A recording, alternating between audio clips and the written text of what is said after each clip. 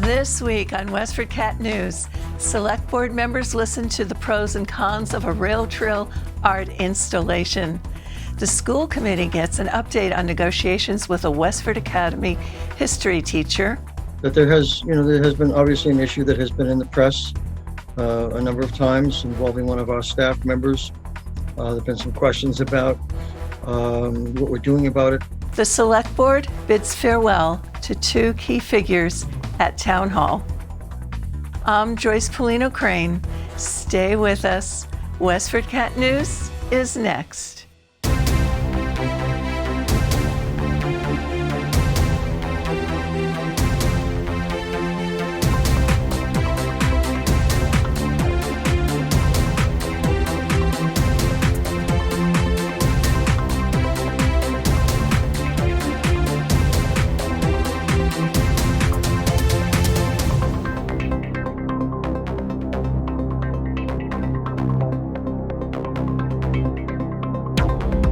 Town Assessor Jean-Paul Plouffe was recognized by the Select Board on April 27th as he prepares to retire. Select Board Chair Andrea Perriner-Sweet paid tribute. We are tonight recognizing and thanking Paul Plouffe, who has been our assessor, our primary assessor, for the last 22 years. Paul is retiring at the end of this week after a illustrious career here in Westford. Paul started as our assistant assessor in 1999, and 1 year later, in 2000, he was promoted to our principal assessor, which is the position that he has held here in town since. Over the last 22 years, Paul has, as we all have, seen tremendous growth in the town and has overseen the assessing of major developments here in town, including Cornerstone Square, the Princeton properties, Orchard Square, Abbot Mills 1 and 2, and most recently, Hanover Westford Hills in Hanover Westford Valley. He's also was instrumental in the TIF projects that came to town during the late 90s and early 2000s, and helping all of us through the very complicated financial models that need to be used for that. Paul's skill and expertise and knowledge is unmatched. He was an active participant in the Slider Committee, providing the necessary technical information for the means-tested senior property tax exemption that was passed at town meeting, was passed by the legislature, and that we all will be voting on May 4th. That's a little plug to remember to vote. Also, several years ago, at the request of the Select Board, Paul undertook a study of the split tax rate and whether it remained something that was beneficial for the town or not, concluding that it was not something that would increase the town's tax base and help us at all. He's been a valued and respected colleague in the finance department, and throughout Town Hall. So we thank Paul for his years of service here to the town, and we wish him well in this new stage of his life and as he starts his retirement years. So Paul, thank you very much on behalf of the board and on behalf of the town. Town Manager Jody Ross said Plouffe could not be at the meeting due to a family commitment. We wish him well. The Select Board also said goodbye to long-term member Mark Cost, who is not seeking re-election. Members all praised the finance professional who brought his talents to Westford. Chair Perriner-Sweet thanked him for his service throughout the years. You and I didn't always agree, Mark. And we come from different philosophies at times, but I always respected the integrity and the honesty that you brought to the Select Board. I always respected your viewpoint, and I have never doubted your commitment to the town and to its best interests. I wish you well, and I hope that you won't be a stranger. The other select board members reflected on his value to the town. Cost addressed each member of the board, as well as Ross, praising them for their commitment and for sharing their talents.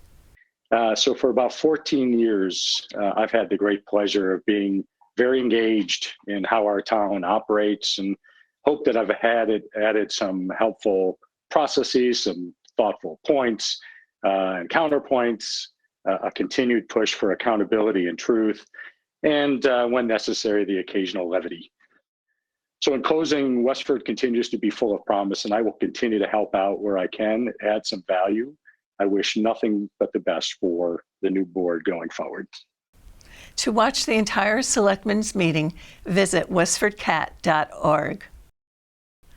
An art exhibit borrowed from Concord's Umbrella Arts Center is scheduled to be installed along the Freeman Rail Trail in May and remain up for the viewing public until November 30th.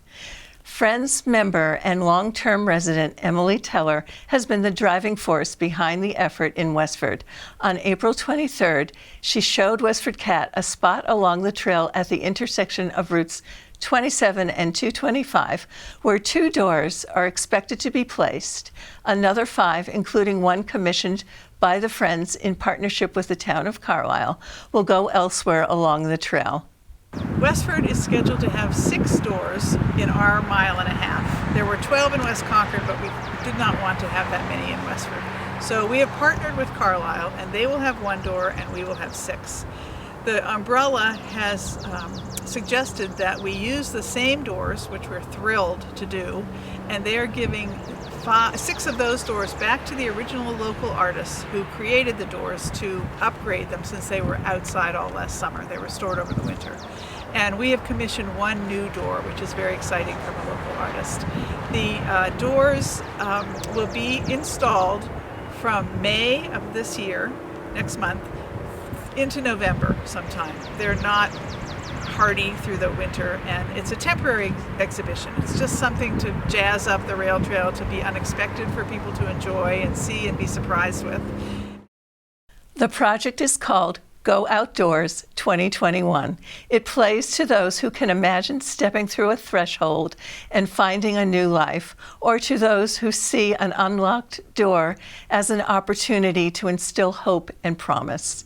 Teller said the Friends of the Bruce Freeman Rail Trail are covering all expenses, including installation, removal of doors, and the artist's cost of renovating their doors. The installation will be handled by the umbrella staff. But the display's promise for some brings worry for others. Jeff Bentley of Landmark Road and his wife Janet have sent a letter to the Select Board opposing the displays. Part of their yard abuts the rail trail, and they are worried about noise, trash, their privacy, and their safety. Teller and Chair of the Pedestrian Safety Committee, Chris Barrett, brought the issue first to the Parks and Recreation Committee on April 26th and next to the Select Board on April 27th. The members of Parks and Rec voted unanimously to recommend the installation to Select Board members, and the Select Board members voted unanimously to allow the doors to adorn the rail trail. The artists for the installation are Kaio Berman, Carla Carlins, Howie Green, Caroline Provost, Rebecca Tuck, and Sophie Tuttle. Contact the Friends of the Bruce Freeman Rail Trail if you'd like more information about this project. The Abbot School is observing Read Across America Day, but not just for a day. Educators at the Abbot have created a story walk for students. Here's WestfordCAT production coordinator Patty Stocker with more. There's a pleasant surprise at the Abbot School, a story walk to honor National Read Across America Day, also known as Dr. Seuss Day. This initiative was created by the National Education Association to encourage reading in children and is fostered through schools nationwide. Because it's typically celebrated on March 2nd, I was curious as to why I stumbled across the story walk in front of the school in mid-April. The catalyst behind the project, Lori McDermott, principal of the Abbot School, and Amy Dobsky, a literacy specialist there, explained. obviously this year is not a traditional year. We had to brainstorm together about some alternative ways to safely socially distance and celebrate reading in the month of March. And we had several activities, but Mrs. McDermott forwarded some ideas, and we came across the idea of the StoryWalk, which originally started in public libraries. I think Ann Ferguson out of Vermont in 2007 had started these story walks. We thought this is a great idea because it's outside and it's spread out. We've had a few challenges along the way with the logistics of it all, but I think the end result turned out pretty nice. And I don't know if Ms. McDermott wants to talk about some of those challenges and of the process of getting this launched at Abbot. So we started to think about ways that we could, because we were going outside for mask breaks and snack and things like that, even when we were in the hybrid model. So we started to think, well, we could probably put this out there and kids could still enjoy it. But then we realized, well, it's not going to stay up with the wind and the rain, and how would we weatherproof it? So we had seen some ideas of different stakes in the ground and, kind of nailing it to our original idea was nail it to a piece of, a 2x4 and hope that it stayed up. And then we had seen something else that showed something that looked like a music stand. And we thought, well, maybe we could use music stands out there. And we explored that for a little bit. And we soon realized that there's no way that we could keep those standing. It's also a challenge to even find level ground for it. And then we thought of our amazing carpenter who works all across the district, Keith Flanagan, who really has just magical building skills. And we brought him over and we explained what we were looking to do and wondered if he might be able to create something that would certainly, stand up for us. So what made you guys choose this particular book for the kickoff? This actually has some history too. So Mrs. McDermott and I have worked together in a previous district, and we came across, I actually have the book cover right here. It's The Golden Rule, and it's by Eileen Cooper.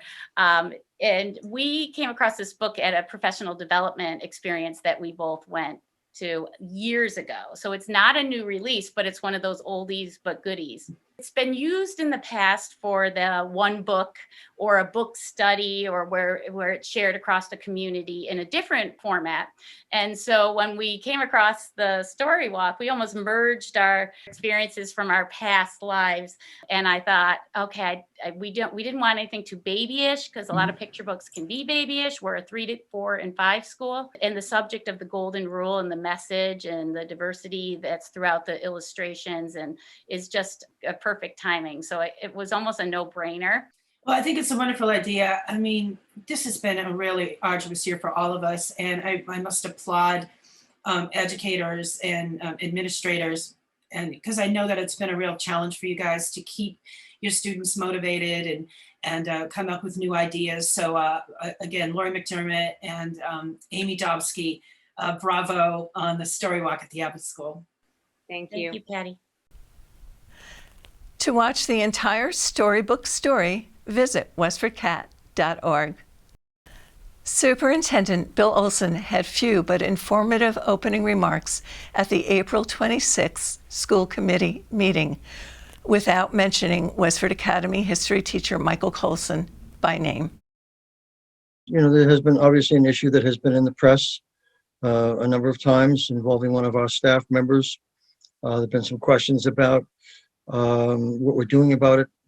And I want you to know that we are addressing it aggressively, that our labor attorney is in very active discussions with the attorney for the individual involved, and we are hoping to have some news shortly.